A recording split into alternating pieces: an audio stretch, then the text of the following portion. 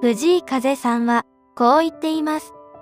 完璧主義の苦しみには、自分を許すこと、自分を褒めること。こんにちは。いつもご視聴ありがとうございます。さて、あなたに質問です。心がちょっと重い日はありませんか？そんな日は、もしかして朝からこんなことを思っていないでしょうか？つい家族に強い口調で言ってしまった。本当にごめんなさい。こんなダメな自分。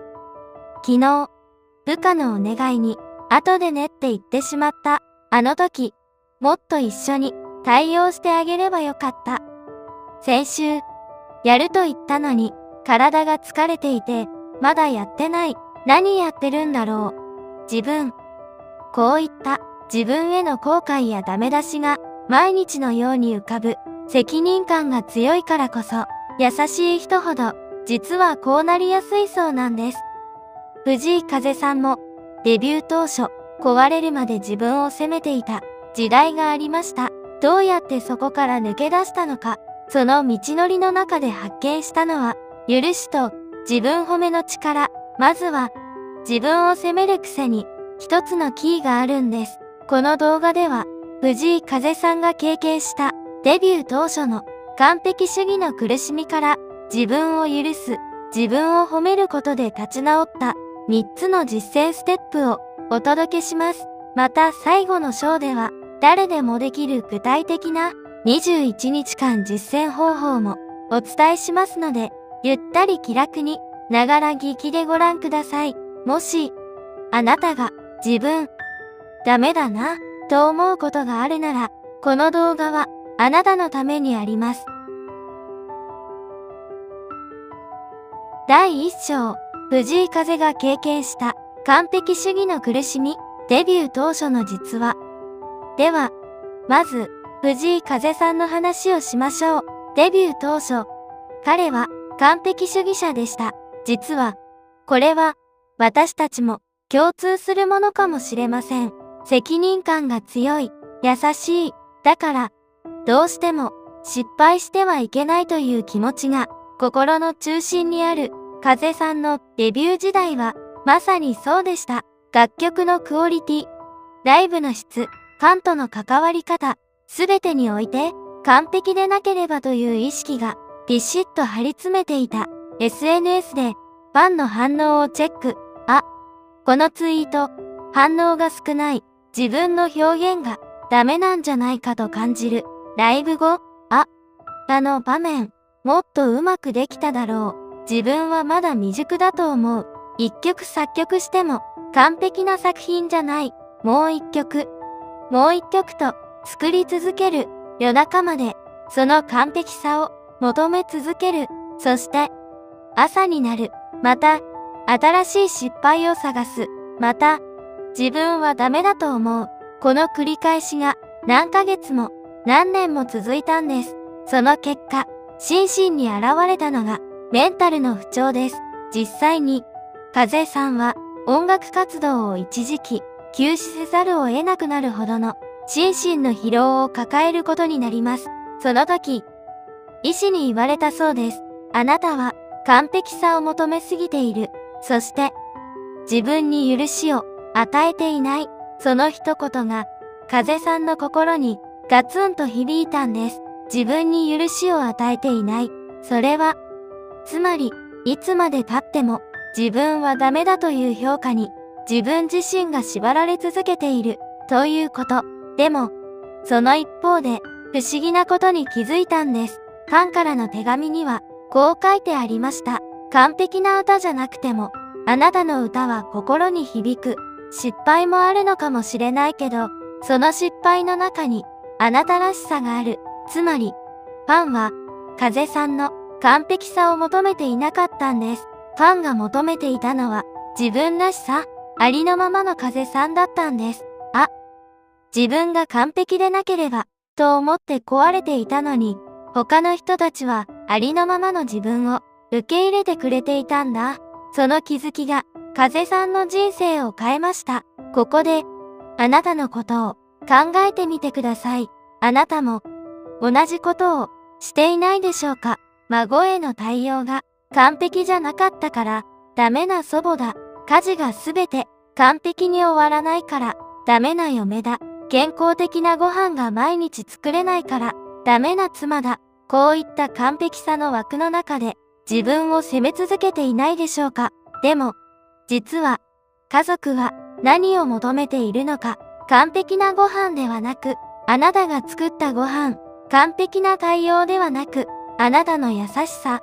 完璧な自分ではなく、ありのままのあなた。なのに、あなたは自分に対してだけ完璧さを求め続けている。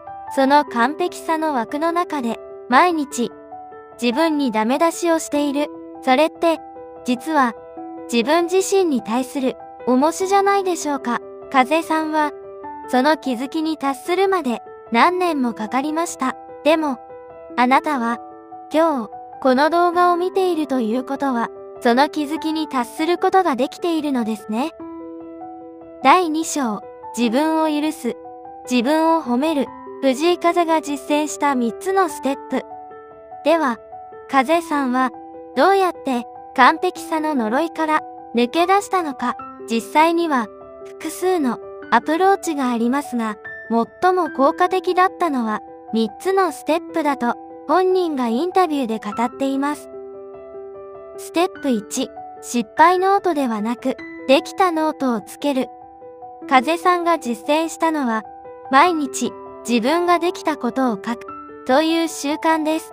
重要なのは、失敗を記録するのではなく、できたことを記録するという点です。人間の脳は、得てして失敗や欠点に目が行きやすい。これは脳の防衛本能なんですが、この本能に支配されると、いくら成功しても、でも、あの部分が失敗したと、マイナスばかり見えてしまう。だから、風さんは意識的に脳の回路を変えることにしたんです。毎日、寝る前に、一つだけできたことを書く。例えば、今日は、朝のお掃除ができた。孫の質問に、ちゃんと答えられた。つい怒ろうとしたけど、ぐっとこらえた。本当にシンプルなことで構いません。むしろ一つだけと決めることが大事なんです。なぜなら、脳が成功体験に意識を向ける癖をつけるために、最初は小さい一つに絞る必要があるから、それを21日間続けていると、不思議なことが起こり始めます。昨日できたことが思い出せると、あ、これってできてるんだ。今日もできるじゃんという感覚に変わり始める。ステップ2、失敗した時の言い聞かせ方を変える。次が、失敗した時の対話の方法です。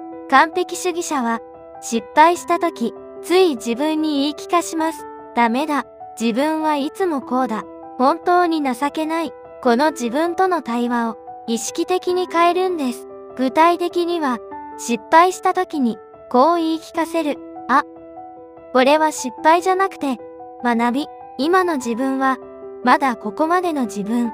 でも、この経験を次に活かせば、明日はもう少し前に進める。風さんは、新曲を作る時も、ライブの準備をする時も、失敗やうまくいかないことに出くわします。その時に失敗だと思うのではなく、あ、次への学びだ。自分の成長機会だと捉え直す。この捉え直しが人生全体の色を変えてしまうんです。試しに、今日一日、あなたがした失敗を思い出してみてください。あ、家族のお願いに、後でねと言ってしまった。その時私はダメだと思うのではなく、あ、今の自分は今すぐ対応できない状態なんだ。でも、その分、後でねと言った約束は必ず果たそう。その約束を守る方が家族は喜ぶかもしれないと。つまり、失敗の視点を成長と改善の視点に変える。ステップ3、自分を褒める言葉を毎日誰かに言う。そして、最後が自分褒めを習慣化することです。ここで面白いのは、風さんは自分によくやったねというのではなく、家族や周囲の人に自分の小さな成功を報告するというアプローチをしたそうです。例えば、今日新曲が1曲完成した。ライブの準備で新しい試みができたと家族に報告する。そうすると家族は、そっか、頑張ってるね、よかったねと返してくれる。その他者からの認めが脳の報酬系を刺激するんです。実は、これは脳科学的に根拠があります。自分褒めだけでは脳のドーパミン分泌は限定的ですが、他者からの承認を受けると、より強いドーパミン分泌が起こります。だから、風さんは意識的に自分ができたことを家族に報告する習慣をつけたんです。では、あなたはどうするか。あなたが今日できたことを誰かに報告してみてください。今日は大好きなお団子を食べた。散歩してみた。新しいお料理に挑戦してみた。そういった小さなできたを家族や友人に報告する。すると、相手は、そっか、よかったねと返してくれるかもしれません。その一言があなたの脳に成功の実感をもたらします。第3章、完璧さを手放す実践プラン。今日からの許しの時間。では、ここからが実践のターンです。藤井風さんが実践した3つのステップをあなたも今日から試してみましょう。実践プラン、完璧さを手放す1週間チャレンジ。Day 1 2、できたノートを始める。まず、今日と明日、あなたはできたノートを始めます。用意するものは何でもいい。手帳でもいい。スマートフォンのメモ帳でもいい。本当は紙のノートがいいですが、毎日寝る前に今日できたことを一つだけ書く。今日できたことはと考える時間をたった3分だけ作ってください。最初はこれだけでいいの？って思うかもしれません。でも、この小さな習慣があなたの脳を変え始めます。Day 3 4、失敗時の言い聞かせ方を実験。3日目と4日目は、もし何かうまくいかないことがあったら、その時に新しい言い聞かせ方を試してみてください。ダメだ。ダメだではなく、あ、それは学び、次への改善機会だ。最初は違和感を感じるかもしれません。でも、何度も繰り返すと、だんだんその言葉の重みが変わり始めます。Day 5 7、小さなできたを誰かに報告。最後の3日間は、今日できたことを家族や友人に報告してみてください。あ、今日のお昼、新しいお菓子作ってみたんだよ。みんなが笑ってくれてさ、嬉しかった。そういった小さな喜びを言葉にして、誰かに伝える。すると、相手の反応が返ってきます。へえ、よかったね、美味しそう。その一言で、あなたの心がふんわり軽くなることに気づくでしょう。ここで大事なメッセージがあります。あなたは完璧である必要はないんです。そもそも人間は完璧な生き物ではありません。失敗もします。間違います。思い通りにいかないこともあります。だから、藤井風さんも完璧さを手放すことを選んだんです。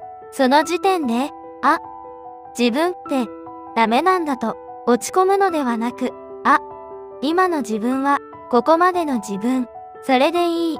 そして、それだからこそ次への成長があると捉える。実は、そのありのままの自分を受け入れることが本当の自信につながるんです。完璧な自分への自信ではなく、欠けた部分も含めて、この自分が好きだという自信。それは、年を重ねたあなただからこそ、持つことができる強さでもあります。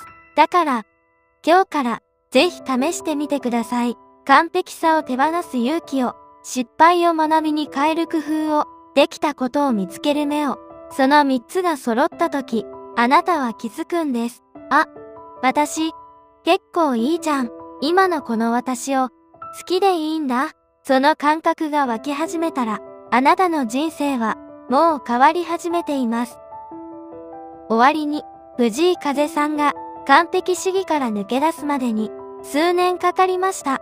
でも、今、彼が語るのは、あの苦しい時代があったからこそ、今の自分があるということです。完璧さの枠を外すことで、初めて自分らしさが見えた。その自分らしさから生まれた音楽が、多くの人の心に響くようになった。つまり、完璧さを手放すことは、自分の価値を下げることではなく、むしろ自分の本当の価値を引き出すことなんです。あなたも、もしかして、今、完璧さの枠に苦しんでいるのかもしれません。でも、ここからは違います。できたことノートを始める。失敗を学びに変える。小さなできたを誰かに報告する。この3つが、あなたの人生の色を少しずつ変え始めます。完璧な自分ではなく、ありのままの自分を受け入れたとき、初めて本当の幸せが見えるんです。明日の朝、ノートを手に取ってみてください。そして今日できたことはと、優しく自分に問いかけてみてください。その小さな一歩があなたの人生を変え始めます。次回も引き続き、ほっこりする穏やかな動画をお届けします。いいねとチャンネル登録をいただけると、次回の動画の通知が届きますので、ぜひお願いいたします。また、メンバーシップ、日だまりメンバー、さんさん応援団も、よかったら覗いてみてください。様々な特典もご用意しています。詳しくはチャンネルトップのメンバーになるからご覧いただけます。それでは、また次の動画でお会いしましょう。